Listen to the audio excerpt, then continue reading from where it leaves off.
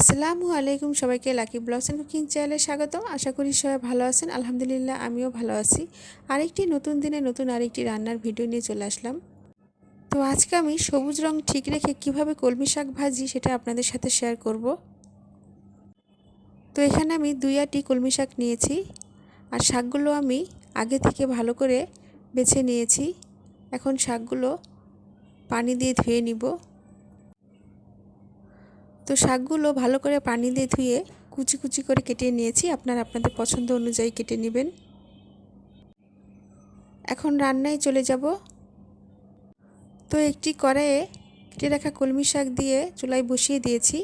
এখন কেটে রাখা পেঁয়াজ এবং কাঁচামরিচ দিয়ে দিব। পেঁয়াজটাকে লম্বা করে একটু মোটা করে কেটে নিয়েছি, কারণ যে কোনো শাক ভাজিতে একটু মোটা করে পেঁয়াজ দিলে খেতে ভালো লাগে। এখন স্বাদ মতো লবণ এবং সামান্য পরিমাণ পানি দিয়ে একটু নেড়ে চেড়ে দিব।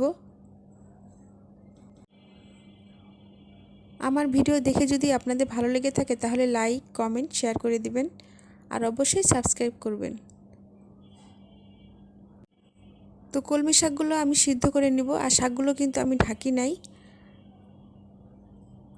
আর শাক যদি ঢেকে সিদ্ধ করা হয় তাহলে শাকের রং চেঞ্জ হয়ে যায়, সবুজ কালার নষ্ট হয়ে যায়। তো শাক সিদ্ধ করার সময় কখনোই ঢাকা যাবে না।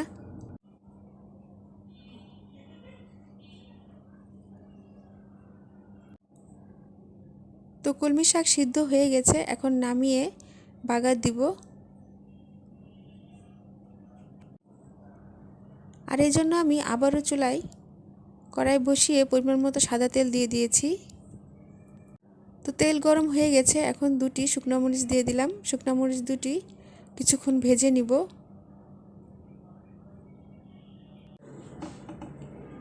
তো শুকনো মরিচ ভাজা হয়ে গেছে, এখন চিকন করে কেটে রাখা পেঁয়াজ এবং রসুন কুচি দিয়ে কিছুক্ষণ ভেজে নিব।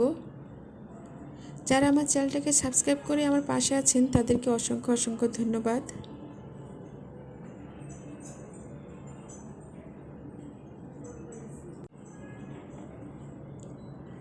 তো লাল লাল করে ভাজা হয়ে গেছে, এখন কলমি শাক দিয়ে দিব।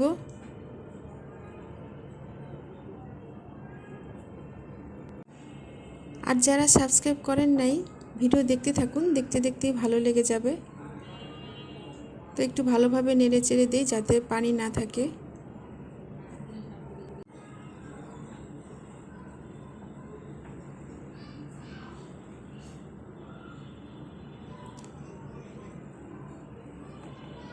কলমি শাক প্রায় হয়ে গেছে।